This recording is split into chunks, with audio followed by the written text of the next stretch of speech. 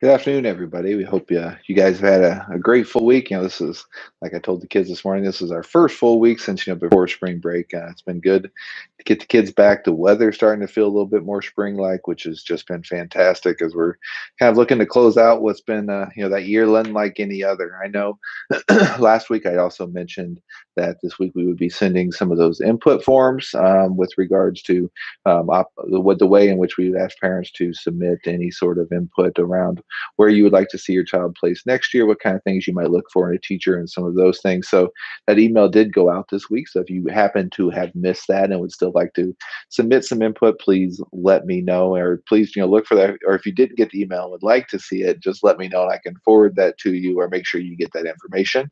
But also would like to just encourage everybody to be a part of that process and to let us know if there's things that some of those characteristics you may be looking for in your next teacher.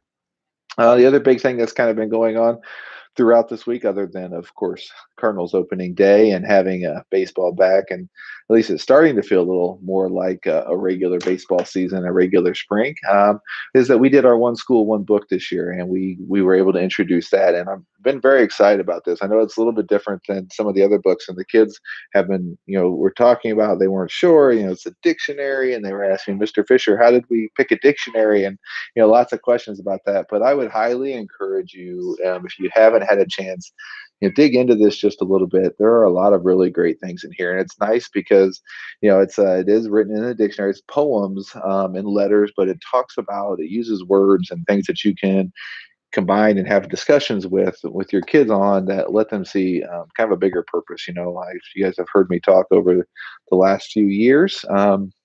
We've talked about making bettering ourselves, bettering our community, and bettering our world, and this book is directly tied to that mission and to our work of trying to talk about students who aren't just great third graders or kindergartners or fifth graders, but really learning those skills that help them contribute to society, contribute to things, and help move us all forward. So this is a great avenue for that. In the book, if you pick one of them, but they'll have is like, so for example, this one just so happened I turned to exercise, but it talks about how you can benefit from exercise, and then gives a little challenge down here. It just says try it, and gives you a way to apply that to your day-to-day life. So I know I've been able to use it to have a couple of conversations with my own children, and even with some of the leadership team work that we've been doing here with our team. We've talked about different goals, and we've used it to set goals with ourselves as adults, and things just for us to try also. So I just want to encourage everybody to take some time,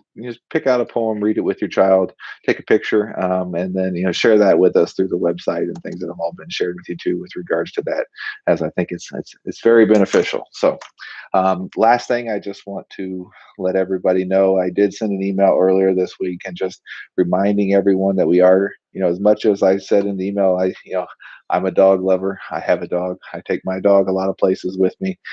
We are asking right now at this time just to not bring your dog up to school if you're coming up to pick up your child at the end of the day, or even in the morning, because we've had some issues with dogs being up here, as there are hundreds of kids running around, or moving. There's lots of things going on, and when there's more than one dog, especially, there's been issues. But even just one dog, it's there we dogs that are normally very well behaved and have no issues, all of a sudden, when all these things are going on, it can lead to some unpredictability. So we would just ask everybody to please help us with that, as we're just looking to keep everybody safe. And we don't want to send the message that we're not dog friendly, and we don't love dogs, but that we also just want to make sure that we're not doing anything that could be putting our students into a bad situation. So I think that's all I've got for this week. We just want to encourage everybody to, continue continue doing what you've been doing. We are getting ready for a map testing and some of those things, which isn't always everybody's favorite, but it is one of those things we get to do. We didn't do last year, but those things are all coming up as we look to close out the year. So hope you guys have all had a great week. Have a great weekend, and I hope to see you guys all soon. Thanks.